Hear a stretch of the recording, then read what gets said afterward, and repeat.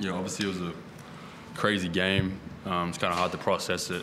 But yeah, I mean, obviously you go from a high to a low. You know, you think the shot's good, but it's not. But we had a good fight, and we came back, cut it down, and we tied the game. It could have been a blowout. So we got a good fight in our team. I think we can just build off that. Superhero around, so you feel like a superhero after doing that last shot? I don't know, not really. Maybe for a second, but nah, I don't know. I guess it's a cool round. I don't know. Yeah. I guess Forde to come back from 13 points in the 3 quarter and come back and only lose by 3. How great is it to see that? Do you take positives from that performance? Yeah, I mean that game had everything, right? In a sense of like an hour-long half-time, and we came out sluggish again to start the third, and the aircon was off, so it was hot, and it was, and again, credit to Sydney. There was a lot of discussions at halftime, and this is where I got to give credit to Sydney. Was I know if I was in their position where I'm up 11 or 10 or whatever it was at halftime, and I'll be arguing the case a little bit more, which they know they wanted to play in the sense of sportsmanship and gamesmanship, and that's what the NBL wanted to do, and we wanted to play because we were down. So if the game gets called, they win. So. So credit to them. It was appreciate the amazing sportsmanship shown by all of them guys, and game had everything, right? So it's a bit to absorb. Again, troubles on shooting inaccuracy. Once again, do you think that cost you the game? Yeah, the sluggish start more than anything. We came out really flat, really flat at the start, and burned 2 timeouts in the first quarter. There was a potential to challenge and out of bounds, which we couldn't because we burned those timeouts just trying to get going. So, plus the fact that, we missed more than we made from the foul line. You're never going to win too many games with that. How did you feel the guys went against the zones? How did it feel like Sydney zones felt like almost all 40 minutes? Yeah, we settled a lot, and this was even addressing it at half-time. We were basically split down the middle with attempts. We were 2 of 18 from deep, and we were 13 of 18 everywhere else. So I felt like we could have done a better job exploiting that. Were you happy with your defensive performance tonight, then, given all the troubles you've had in the past, but coming off the moment, Defensively? Both. Talk us through both of them. How you great? Offensively, it wasn't ideal, but defensively was great. The guys, the fact that there was no shot clock, right? So. How they dribble out the clock. There was a lot of possessions too where you generated a lot of movement and you get a deflection out of court, and instinctively you look at the shot clock to see how many times left, and it's a brand new clock for them, right? Because there's just no shot clock. So the fact that the guys were able to get over that mental hurdle and stay locked in, regardless what was or wasn't falling in their favour, it was really good. Obviously, Taj fouled out quite early in that fourth there.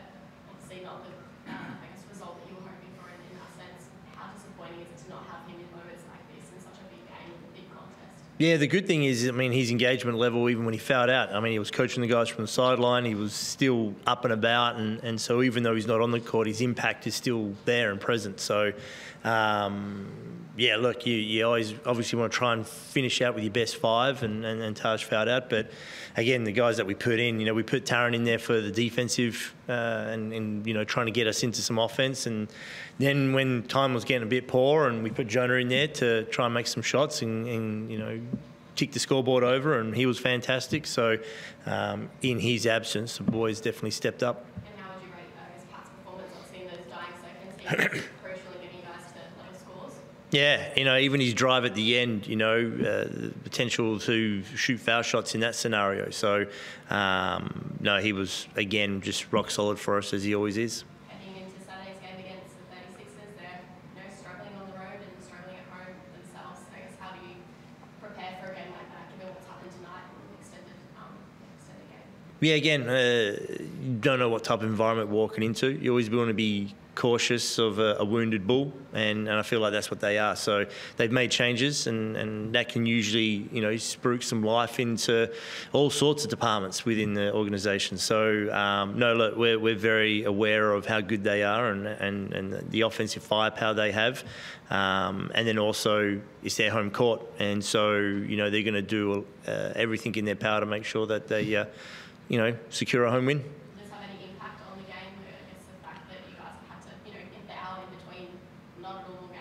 Say again, sorry? The fact that the game, was extended for such a long period of time, will that have any impact on how you go about preparing for Saturday's game? Oh, I can't say anything in regards to that. Yeah. I appreciate the attempt at clickbait, but no, I'm not. Say no evil. Any other questions? Have you ever been part of a game like that before? Never, and hopefully never again. That was interesting. I don't know if that was the best game and the worst game all in the same bubble. No, never been part of that. But again, credit to Sydney. They could have, if they wanted to, just dribbled the whole game clock out, but they didn't. They played. Hopefully we don't have to experience that again. Do you go into the 36ers game with some confidence, given how well you guys did do in that last quarter? I mean, we're always confident. I think we're going to be a playoff team, so we're always confident. We play well on the road. We will play well at home. So, confident.